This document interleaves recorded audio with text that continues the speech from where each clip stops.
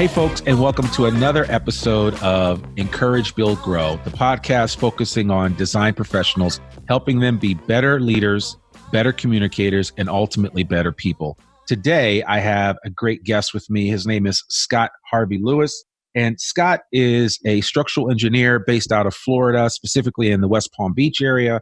And I've had a chance to connect with him on LinkedIn, as well as just had a chance to kind of watch his videos in passing on a regular basis. And I thought he'd be a great individual to bring on. And as I was talking to him before we got started, I realized that he's on the cusp of being a millennial and a Gen Xer. So we're going to kind of meld the two together today as we talk with Scott and learn a little bit more about his passion for structural engineering and for what he's doing. He's leading the office there for M2E in West Palm Beach. So Scott, without further ado, how are you doing today? I'm doing great, Randy. It's Wednesday. Is it Tuesday? I don't know. Yeah, I know, right? You lose track of the days when you're having fun. It's a good Tuesday so far. Oh, good. That's awesome. Well, yeah, I appreciate it. I know you're really busy. You actually had a meeting which kind of delayed our start, which is not a problem. And, that's obviously kind of emblematic of the way things are for design firm professionals is there's always something happening. There's always a fire to put out. But why don't you just tell our audience a little bit about your superhero origin story, how you got started in the industry, and what you're doing there. I kind of looked at your arc of growth from one firm to another and, getting your bachelor's of science in civil at FIT and then being a Gator. And I'll give my Gator love. That's why I got my orange on today. But, you're a University of Florida Gator and got your master's degree there. But why don't you just tell the audience a little bit about yourself and your background? So originally born in Jamaica. I did all my schooling there till the end of high school. And then I came to Florida for college. Funny story is the first time I saw Florida Tech is when I was being dropped off. So it's kind of here I am. And then from there, schooling, end up working in Florida. And then fast forward 15 years later, I'm still here. In terms of growth and career track, a lot of it is just one, I think like you said, as a millennial, being a little bit impatient. And so when things aren't going the way you think it should go, which is usually way faster than it should, you end up making some moves. And so, in the first couple years, I made a move and end up with Kimley Horn, which I was there for a while. And then from there was a few things that happened that ended up with me at M2E. We're in charge of an office, vice president of the company.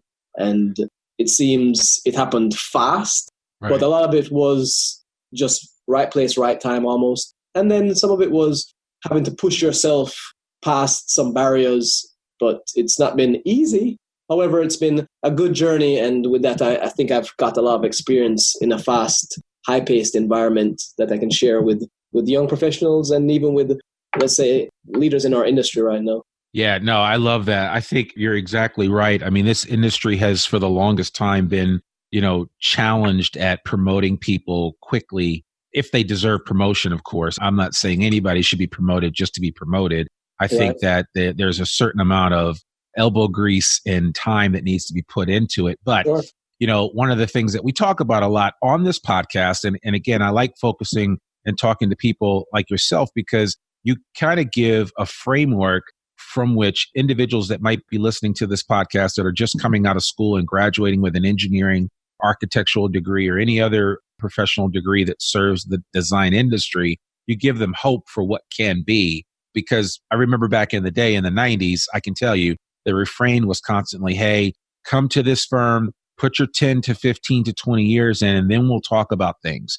And and nobody wants to hear that anymore. Right, I mean, so that's the challenge. But I certainly applaud your effort of being able to kind of use each opportunity as a stepping point to grow to where you are now. My question for you would simply be, how do you translate that to the folks that are under your charge at this point?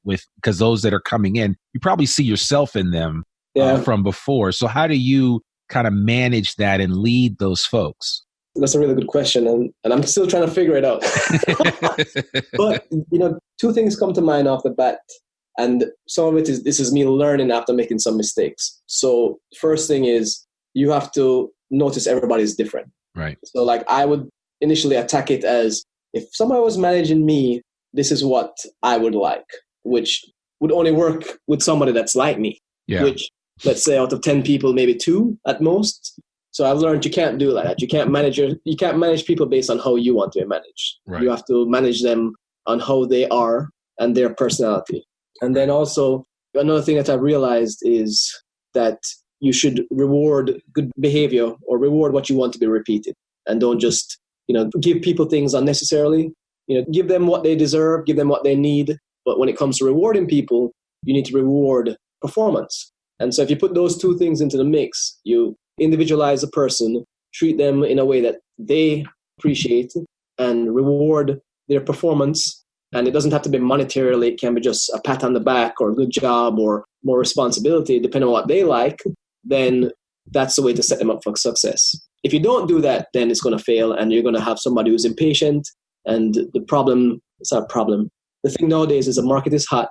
So people will jump ship really fast because somebody else wants them. So there's people aren't waiting around. So. Yeah. So, I'm glad you brought that up. Can you talk to me about what challenges are you specifically facing in your office or for your company as a whole when it comes to attracting this new generation of young people? I think the challenge for me before was, how do you let them know that M2E exists? Because our online presence wasn't that strong. Right. So I think the LinkedIn and that has kind of changed that a bit.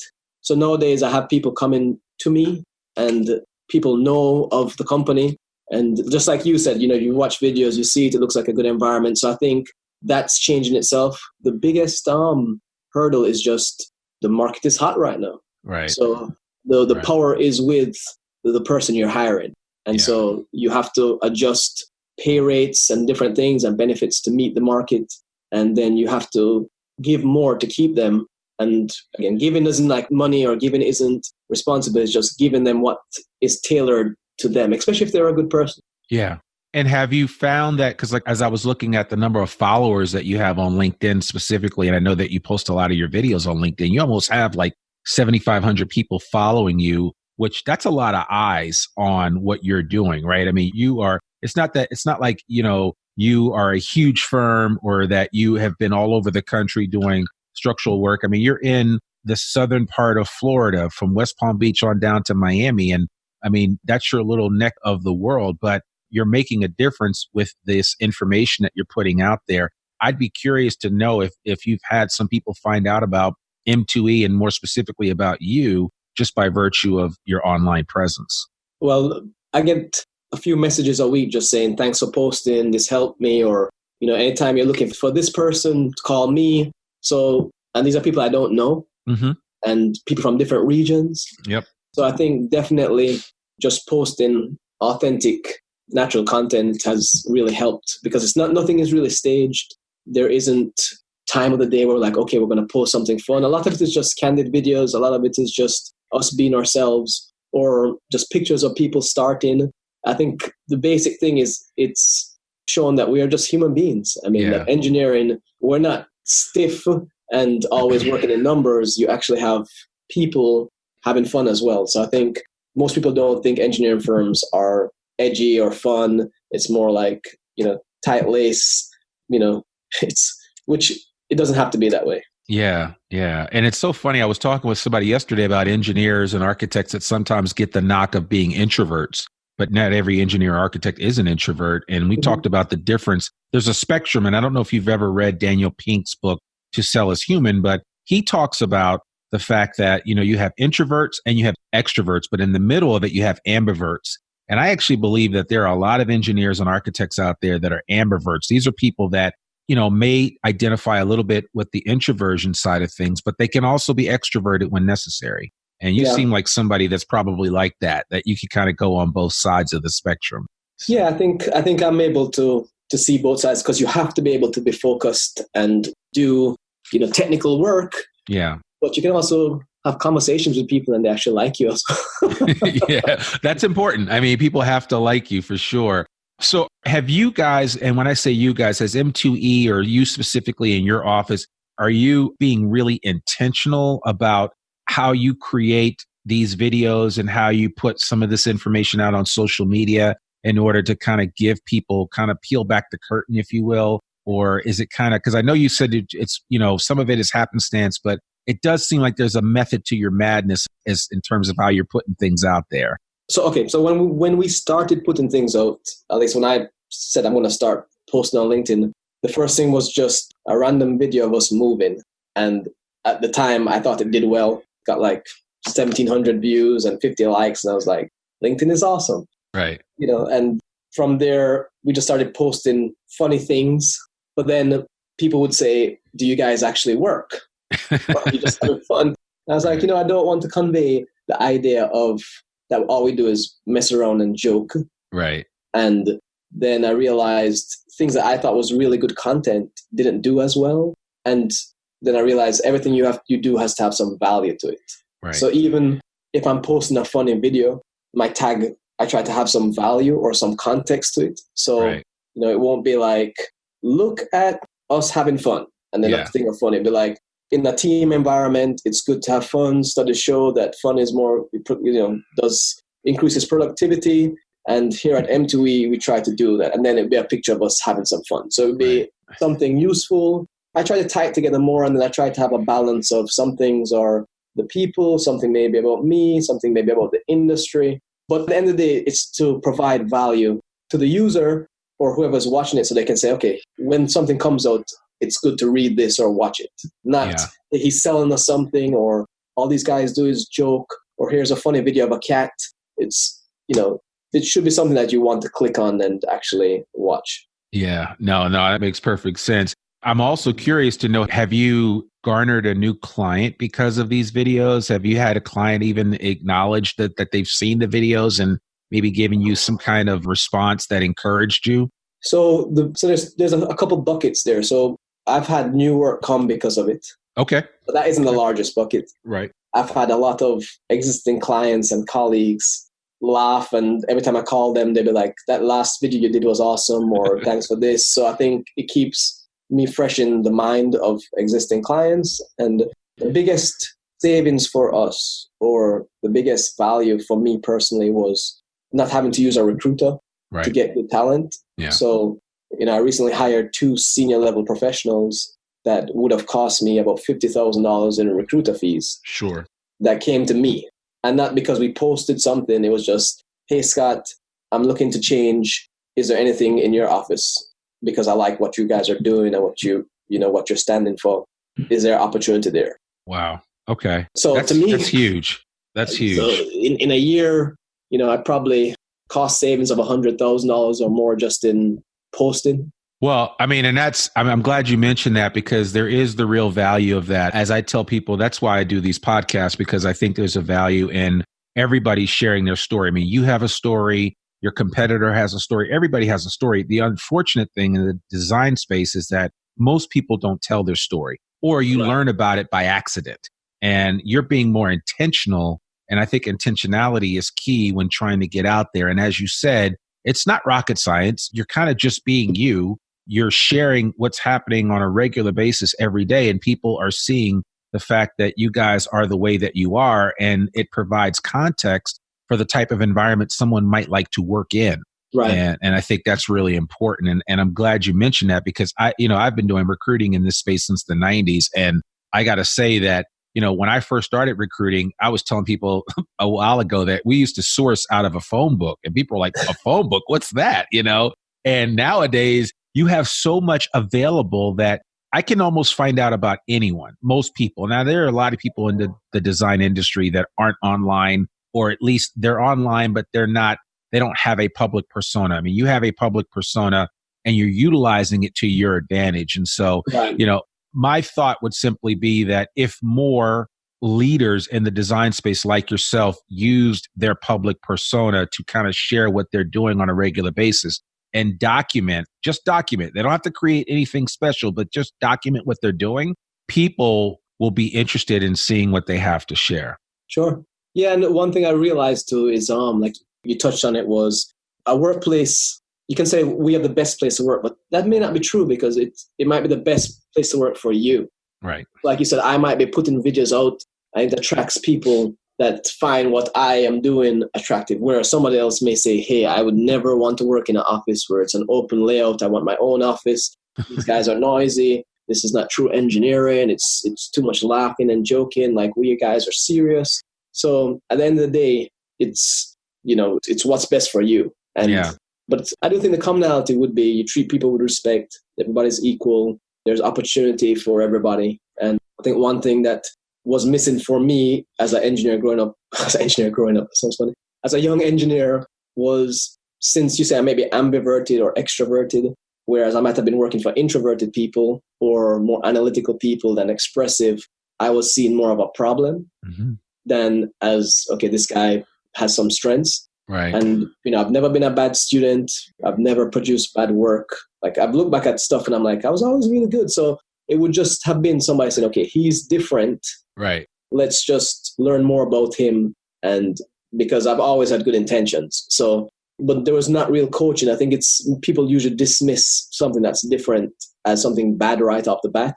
Yeah. And if your personality doesn't really fit the norm of the industry, then you are seen more like a virus. But everybody, there's no best personality. The thing is, the more combination of personalities, the better. Absolutely. So I think that's my goal coming from a different country and just seeing more things is the more variety I can get, the better our office is going to be. And that is, different cultures, different ages, different sexes. Like, the more, the better. It's just at the end of the day, realizing that everybody's an individual and you have to tailor things to that person's circumstance. Right. And that gets back to what you said earlier in terms of how do you lead? You don't lead one specific way. Your leading leans to the individual that you're working with, which is important because each of us is different as far as that's concerned. I'd be curious to know, were you able to identify a mentor early on in your career that kind of helped you out? I think one of the things that really, I tell people all the time, when I changed jobs, when I look back, it was usually like for very simple things. Maybe I was expecting let's say a $5,000 raise and I got 2.5. Right. But it was never communicated why. Right. And, I think being millennial, just to put a term out there, I feel like I deserve it. And so I'm gone. Yeah. I'm not even going to talk about it. So, one of the things is I encourage communication. Going back to the question about the mentor, it's only nowadays that I see the benefit of it. And the reason why I saw the benefit was when I actually had somebody that treated me as an individual. And I felt like, okay, that guy cares about not just the work I do, but my family, cares about me, my safety. That was a turning point. And it was like, okay, there are people that care and know. It's like they say, nobody's going to listen to you until you know how much they care about you. Right. So exactly. That became a mentor for me. We still keep in contact. I always call him for advice. And, nowadays I look to my bosses as mentors as well, because, they're really good guys and they just always treat me respectfully. So I think that's important. And I encourage that to any young professional to find somebody you admire and ask them to mentor you and be open to the advice. Right. So do you think, yeah, exactly. All right. You have to listen to them at some point, but do you think had you had a true mentor early on that maybe when that situation arose where you got 2,500 instead of a 5,000 bump in salary and you had gone to the mentor to share that story with them and they had said to you, hey, you know what, just sit tight. You shouldn't move. Here's why, that you might have listened to them?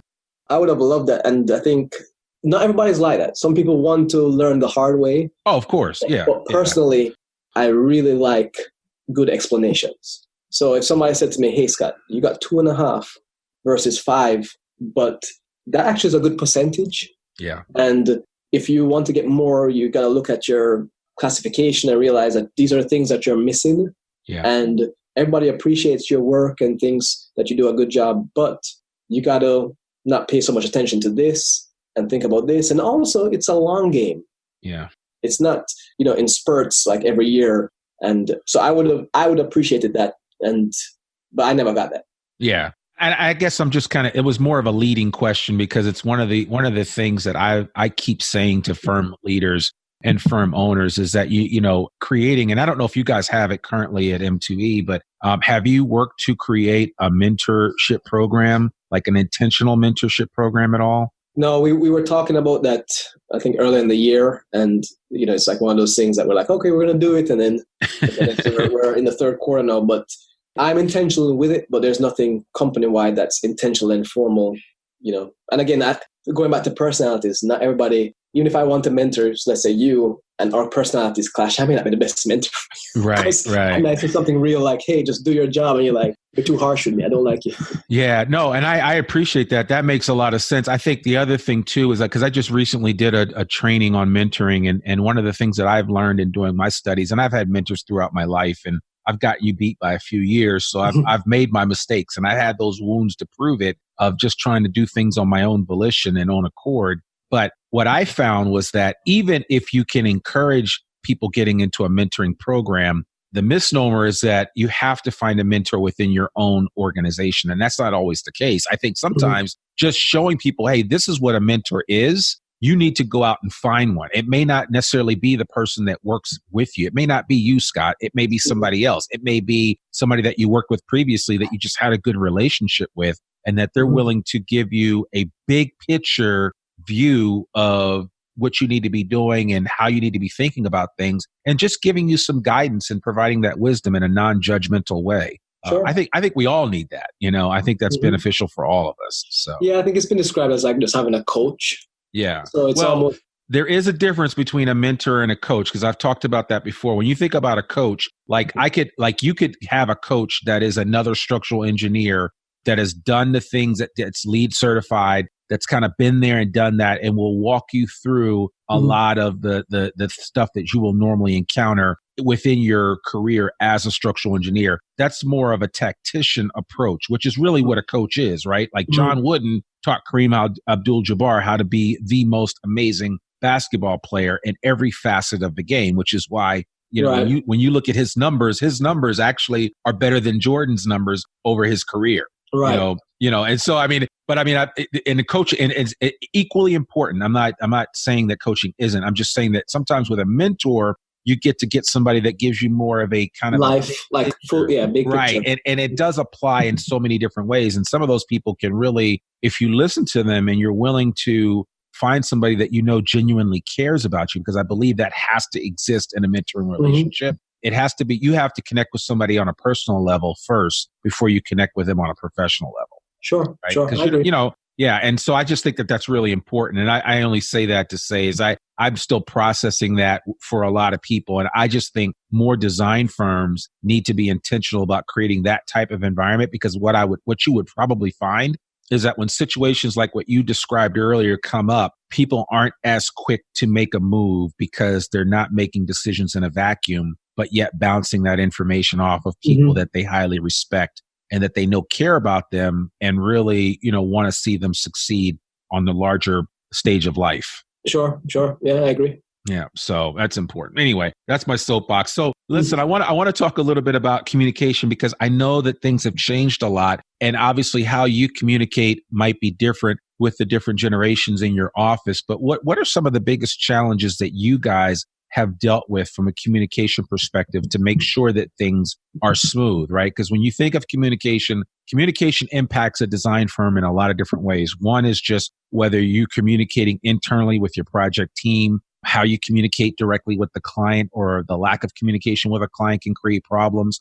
A lack of communication within a design firm leads to scope creep in so many ways.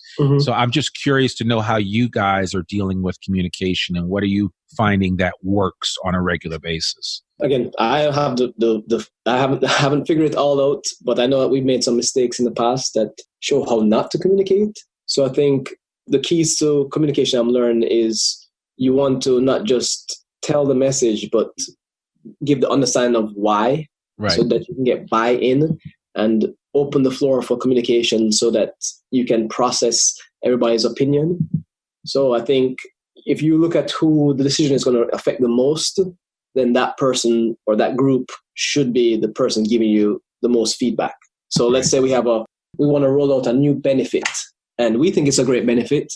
If it's going to affect the employees the most and it's not good for them, then maybe we should talk to them first before we roll it out. Right. And then also I think on the other side, what affects it is, if let's say you're an entry-level engineer or whatever, and you have a problem and you bounce it back and forth between your peers, chances are, one, you may come to the wrong conclusion. Chances are you're just amplifying the issue because they can't really help you. Yeah. And at the end of the day, they may talk you out of things that if you just took it to the person that actually can make a decision without bias or other people's opinions, you would save yourself a lot of heartache and pain. Because what I've seen is group thought and not looking at the big picture and keeping it amongst, let's say, your peers causes more damage than taking it to a supervisor or somebody who can make the decision. Sure. And usually gets them too late because, people have already made up their minds without all the facts. Yeah, no, you bring up a really good point. And I think, getting back to what you mentioned earlier about rolling out a new benefit or something like that, I'm always reminded of what Virgin Atlantic founder Sir Richard Branson, he always talked about one of the things that he learned when trying to communicate, especially with his team, was that as a leader, if you're going to a meeting with a bunch of people, you should be the last person to speak, not the first, because you don't want to dictate the context of the conversation. You really want people to open up and share their thoughts, because normally what happens is, especially if you go into a meeting with 5 of your people and you lay the foundation for the meeting, people are going to fall in line with what Scott is saying, as opposed to you saying, hey guys, I want to talk about X. I'd love to get your thoughts. Before you even share your thoughts, you get everybody else's around the table. Then you share or chime in, but your chiming in shows to the people in the room that it's informed based on how they're feeling about things, how they're communicating a certain issue or topic. And I always thought that was a really interesting approach, which makes a lot of sense. So yeah, I like it. I want to take that note, because if you look back to successful meetings, that's how it usually is. The people with the most stake are running it, not the person who can, let's say, make the decision at the end of the day. Right. Yeah. And it's good to be heard as well. Yeah, absolutely. Well, man, you've shared a lot today. I really appreciate it. I wanted to just kind of press you with one last thing, because this is something that we talk about. And, I talk about personal routines and things that I do on a regular basis to try to make me the best version of myself. And I have this ongoing mantra that I operate from, where I just basically say I try to get 1% better every day. But I'd be curious, what is the one habit or routine that you regularly employ that's a difference maker for you? Daily Bible reading. Okay. All right. So you read the word on a regular basis. I do too. So that's something that we certainly have in common. But I is there anything else that for you that just... And that'd be mental, and then physical. I just try to exercise at least 4 to 5 times a week. Right. So I don't break that. I may stagger it depending on the day, but I try to stay physically healthy and mentally. That's what I do in the mornings. Yeah. I'm just curious, in your office with the folks that you have there, do you have any programs or anything that you've instituted to kind of help people along with their habits or routines at all? So we're pretty flexible for the individual. So, people, and this may not be a habit or routine, but let's say somebody has kids, small kids, and they, it stresses them out because of daycare, and, it's hard. So we flex with them. Okay. So that they're not worried about, I have to arrive 20 minutes late or something. It's like, listen, you have a family. That's your most important thing. Don't feel like that should be a burden. Yeah. So get what you have to do done. And I know you'll help me out when I need you. And that's how we kind of do it. So, and any good idea, if somebody says, hey, it'd be good time to breathe right now, and let's take a break, we do it. Okay. So it's more fluid. Yeah, I got you. But you acknowledge it and you allow for it, though. Oh, yeah. No, absolutely. Well, that's good. So lastly, with regard to you and M2E, if I'm a structural engineer, I'm working up in the Northeast or somewhere cold, what would be your 30-second elevator pitch to come on down and work for M2E down in Florida? Not that anybody's necessarily going to do it, but you just never know who's listening to this. What would you tell somebody? Well, I think I always tell people, if you feel like you're a dynamic person who likes a balance of office time, field time, you like interacting with a varying spectrum of people, from contractors, attorneys, multimillionaires to property managers, and you like to have fun at work and you enjoy working with a diverse group of people, then there is a company that will meet those needs and give you really good projects to work on as well. Right. But and if you're up north, year-round good weather. So I think that would be the icing on the cake. Real good weather to do your work. Well, there you have it, folks. Scott Harvey-Lewis has laid out the foundation for why you need to come down to South Florida and join M2E. So certainly I'll take credit. Scott, if anybody listening to this podcast ends up calling you up saying, hey, I heard you on the Encourage, Build, Grow podcast. I want to join your firm. That'll be a huge thank you to me. So no, I appreciate that. But thank you so much for coming on the podcast. I will eagerly continue to watch your videos. I will share some of those in our show notes. If anybody wants to reach out to you, what's the best way for them to contact you? Just LinkedIn message. I'm pretty good about responding. Okay, cool. So I will put your LinkedIn profile link on our show notes as well. So if anybody wants to reach out to Scott, they can do that. And man, we thank you so much for being on the show. We really appreciate your insight, and we look forward to chatting with you again in the near future. Thank you, Randy. Appreciate it, and I look forward to talking again. Absolutely. Well, folks, there you have it. Scott Harvey-Lewis. He is a senior VP with M2E and just doing some amazing things down there in Florida. Definitely check him out online on LinkedIn. And like I said, that information will be in the show notes. I really hope you enjoyed this particular conversation. We got a chance to talk about leadership, a little bit about leadership development, communication, mentoring. And then Scott just kind of shared his practical knowledge on what he's been able to do in the past 15, 16 years in the industry. And he is making a difference. So we appreciate people like Scott sharing what they're doing and sharing their walk. And I look forward to what the next 15 to 20 years will bring for him as he continues to grow, not only himself, but his team and everyone else that's working with him. So we hope you enjoyed this episode of Encourage, Build, Grow, where we're helping design professionals become better leaders, better communicators, and ultimately better people. That's all we have for now. We will see you this time next week. Have a great day.